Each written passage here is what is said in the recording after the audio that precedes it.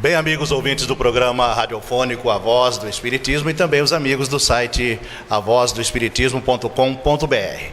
Este final de semana, nós de Araçatuba, a região de Araçatuba, está muito feliz. Estamos muito felizes, com a participação, com a presença de amigos, amigos do Espiritismo, divulgadores do Espiritismo, pessoas que todo o Brasil, e até o exterior conhecem, E nós estamos felizes com a presença dessas pessoas em Araçatuba.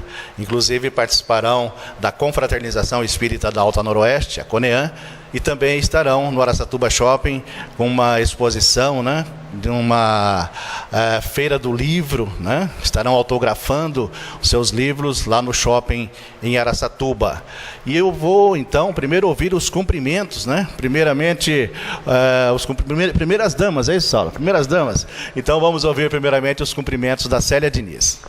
Boa tarde a todos, os ouvintes da Voz do Espiritismo. É uma alegria muito grande estar aqui com vocês. Nós que agradecemos, Estamos felizes. Saulo Gomes. Ei, Saulo. Vamos ouvir os cumprimentos do Saulo Gomes. A você, Nelson, ao seu telespectador, ao seu ouvinte, o nosso abraço, o nosso agradecimento e principalmente aos promotores desse 35ª Festa de Confraternização aqui da Alta Noroeste, a CONEAN, que o Ricardo Pinfield nos deu de presente, trazendo pela primeira vez este repórter e o nosso trabalho, Araçatuba, cidade onde tantas e tantas matérias nós realizamos durante muitos e muitos anos do nosso trabalho profissional. Que beleza. Célia Diniz nasceu em Pedro Leopoldo, em Minas Gerais, em 1º de outubro, Daí encontrou um berço espírita, E a oportunidade de conviver com Chico Xavier desde a infância, pois seu pai fazia parte da diretoria do Centro Espírita Luiz Gonzaga, primeira instituição fundada por Chico, E era colega de serviço do médium na Fazenda Modelo. E eu perguntei para ela quanto tempo que ela conviveu com Chico Xavier. Ela falou, sempre, Sempre. E você estará lançando o livro Vencendo a Dor da Morte, Estará autografando amanhã a história real, de uma mãe e a superação da perda de seus filhos. Você estará no shopping, no Araçatuba Shopping, autografando este livro na manhã deste sábado, Célia? Sim, vai ser uma alegria muito grande estar aqui e na oportunidade de divulgar esse lado tão consolador da doutrina espírita. Então a gente vai estar lançando o Vencendo a Dor da Morte e fazendo palestras sobre esse mesmo tema. E o Saulo, Saulo Gomes, às vezes a gente pensa até não precisa falar do Saulo, mas eu sempre digo aqui no nosso programa que é sempre bom a gente falar um pouco sobre a pessoa, que a gente acha que todos conhecem, mas sempre existem novos espíritas e espíritas novos, Mas fora o espiritismo, o Saulo é muito conhecido pelo seu trabalho para o Brasil afora há muitos anos. Quando escondem a verdade, é preciso que homens íntegros e corajosos procurem-na. Saulo Gomes é repórter investigativo daqueles que descobrem as informações a serem noticiadas. Ele encontrou assassinos antes da polícia, devolveu sequestrados para a família antes das autoridades, foi o último a falar antes da mordaça da repressão, liderou campanhas e deu sentido a muitos movimentos e causas. Transitou entre a política e a polícia, muitas vezes chegando primeiro ao fim das histórias. Que beleza. Um dos primeiros a ser exilado, foi processado mais de 100 vezes, mas jamais se intimidou. Continuou a ser o repórter de verdade. Certo, Saulo?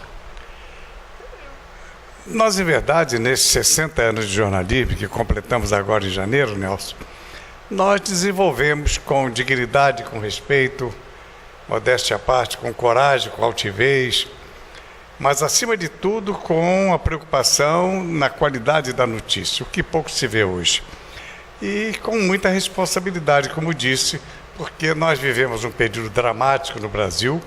Eu comecei a minha atividade no dia 14 de janeiro de 1956, 15 dias antes da posse de Juscelino Kubitschek, que, como todos sabem, principalmente os políticos, os historiadores, os estudantes nessa área da comunicação, certamente que conhecem. Juscelino tomou posse em janeiro de 1955, depois de uma grave crise política, que foi intitulado meses antes do golpe de 11 de novembro. Havia um movimento popular no Brasil, liderado por um cidadão do Rio de Janeiro chamado Carlos Lacerda, que foi governador, foi deputado federal, foi chamado derrubador de presidentes, porque ele derrubou Getúlio, tentou derrubar Juscelino, mas derrubou Jango, derrubou João Goulart, inclusive, né? Jânio Quadros também, enfim.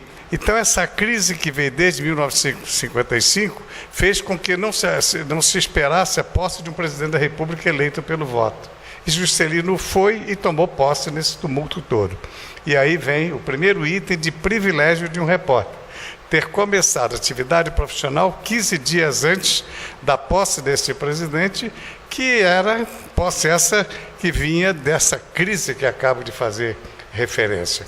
Então, eu comecei privilegiado com a chance da grande notícia. E realmente a primeira entrevista minha com homem público no Brasil foi feita na Câmara dos Deputados, na Câmara Federal, Distrito Federal do Rio, onde Juscelino acabava de tomar posse no dia 31 de janeiro de 1956. E até hoje estamos aqui teimosamente. Muito bem, daqui a pouco vamos perguntar sobre o Chico, tá bom? E a Célia, né? A Célia Diniz, aquela história do filme, né? Do filme As Mães de Chico Xavier, foi um fato realmente, né, que aconteceu e tornou-se filme, e a Célia é uma daquelas mães, né, Célia? Sim, a nossa história está retratada no filme As Mães de Chico Xavier. O garotinho que cai da garupa da bicicleta é o meu filho, Rangel. Ele se foi em 83. Um ano após, eu recebo a mensagem dele através de Chico Xavier. E aí, então, a história foi para o filme, que ajudou muito a divulgar essa doutrina que a gente tanto ama, né? E contando a nossa história ali, realmente eu me sinto hoje muito responsabilizada por esta oportunidade que a vida me deu. Eu não julgo assim que foi um privilégio, sabe, Nelson, eu ter convivido com o Chico, mas foi uma bênção muito grande eu ter convivido com ele e ter nascido numa família espírita. Porque no espiritismo eu encontrei todas as ferramentas que eu precisava para superar essas tragédias que nos acontecem. Célia, como foi a convivência sua? Você falou no início que conhece o Chico, falou para mim, né, inclusive, que conhece o Chico desde sempre, né? E essa convivência, como que era, não, os trabalhos realizados, comandados, né, pelo Chico Xavier? Deve ter sido uma emoção muito grande, né? Porque as pessoas, artistas famosos que iam visitá-lo, diziam que sentiam alguma coisa bem diferente, né, quando chegavam perto de Chico. E você lá, sempre, na hora dos trabalhos, na hora das reuniões mediúnicas, como que era isso, Célia? Quando o Chico morava em Pedro Leopoldo, eu era bem criança. Então eu lembro dele, eu pequenininha, numa época que criança era algo meio invisível no mundo dos adultos naquela época.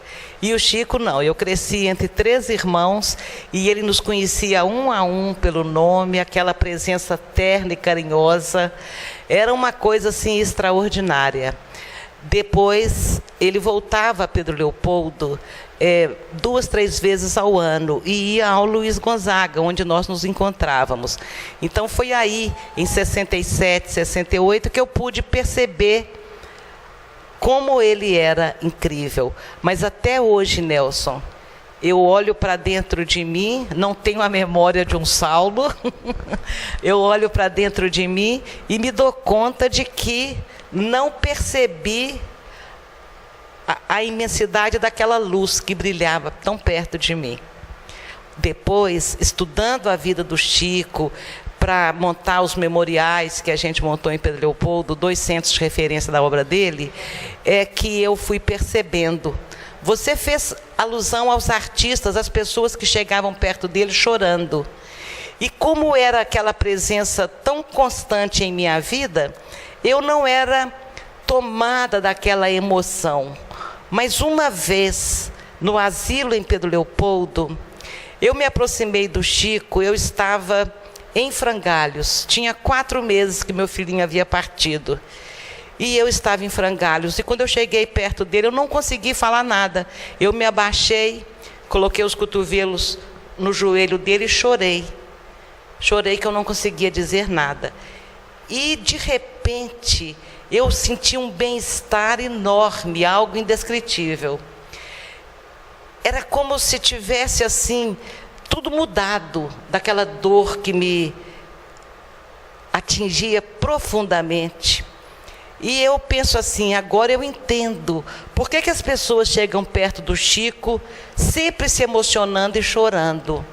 É como se elas recebessem um banho de amor e luz.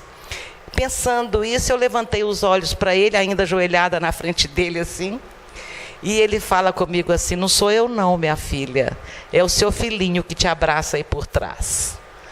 Então, aquele encontro do meu filho comigo só foi possível porque nós estávamos na aura de Chico Xavier.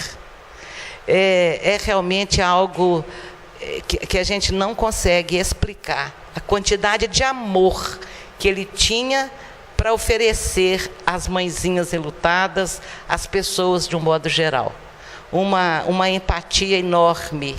A gente chegava lá, ele abria os braços sorrindo e dizia: como está doendo em nosso coração a saudade do filhinho, né, minha filha? Então, ao pegar aquela dor para ele também, era como se ele tirasse parte enorme dela de dentro de nós. Foi uma bênção tê-lo conhecido.